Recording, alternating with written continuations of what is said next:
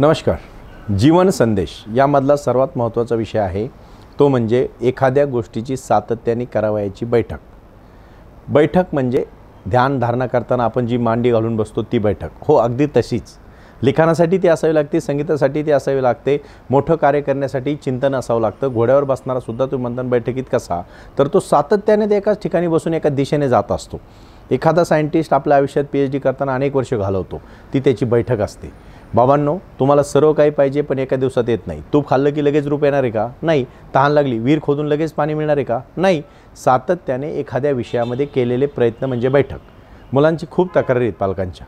पालक म्हणतात हुशार खूप आहे पण एका ठिकाणी सातत्य नाही, चंचलता खूप आहे. कशामुळे चंचलता कमी होईल? ध्यानधारणेमुळं. आणि ती कशामुळे होऊ शकते? म्हणजे तुम्ही दिलेल्या बैठकीमुळं. एक तर तुम्ही आधी मनाने परिपक्व असला पाहिजे. एखादी गोष्ट करायची ठामपणे ठरवली पाहिजे. ठरवल्यानंतर मग येणाऱ्या अडचणींना सामोरं गेलं पाहिजे. त्यावर तुम्ही तुमची विचारांची बैठक आणि कृतीची बैठक ठेवून तुम्ही यशस्वी झाला पाहिजे.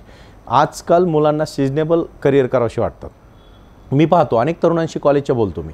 काही मुलं म्हणतात अरे वा, क्रिकेटमध्ये सचिन तेंडुलकर व्हायला पाहिजे. IPL आलं की त्यांना सचिन तेंडुलकर व्हावंसं वाटतं. थोड्या दिवसांनी राजकारणाची रणधुमाळी सुरू होते. नरेंद्र मोदींची भाषणं ऐकतात, वेगवेगळ्या नेत्यांची भाषणं ऐकतात, त्यांना राजकारणात जावंसं वाटतं. कालांतराने दोन्ही संपल्यानंतर लोकांना समाजकार्याच्या अण्णा हजारेंच्या बातम्या सुरू होतात. लोकांना वाटतं नाही आता सोशल वर्क केलं पाहिजे.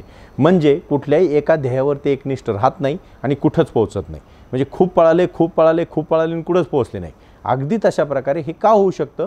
तर तुमची बैठक नसल्यामुळे होऊ शकतं. अवांतर तुम्ही कुठलीही गोष्ट करा पण ती प्रमाणात करा. कारण मुख्य उद्देश, मुख्य बैठक तुमची मुख्य ध्येयाशी असली पाहिजे. एकाच्या ध्येयाशी एकरूप झाल्यानंतर समजा एखादी बीज आहे आणि ते बीज तुम्ही घेतलं, तुम्ही शेतात ते लावायला गेले आणि ते दर 2 दिवसांनी उकरलं आणि दुसऱ्या खड्ड्यात टाकलं, परत उकरलं, तिसऱ्या खड्ड्यात टाकलं, होणार आहे का त्याचं झाड? कधीच होणार नाही. एखाद्या ध्येयाची बैठक घेतल्याशिवाय तुम्हाला यशही मिळणार नाही. एखादी कादंबरी एखाद्याने लिहायला घेतली आणि 2 ओळी लिहिल्याने संपला, 4 ओळी लिहिल्या संपला, काही उपयोग नाही. सातत्य ठेवा, बैठक ठेवा, मग तुम्हाला यश मिळाल्याशिवाय राहणार नाही. या ठिकाणी मला एवढंच शेवटचं सांगायचं आहे, जया एकांत मानवला तया विकास साधला. एकांतात जा, तुम्हाला यश मिळाल्याशिवाय राहणार नाही. एकाकीपणाने जाणं वेगळं आणि एकांतात जाणं वेगळं. एकाकीपणा म्हणजे माणूस मनाने दुःखी होणं, त्याला कोणाचीही साथ नसणं. आणि एकांत म्हणजे सर्व बरोबर असून सुद्धा त्यांच्यापासून वेगळं असणं. म्हणून रंगात रंगुनी साऱ्या रंग माझा वेगळा, गुंतुनी पायात पाय पाय माझा मोकळा. या वचनाला तुम्ही एकनिष्ठ राहा. धन्यवाद.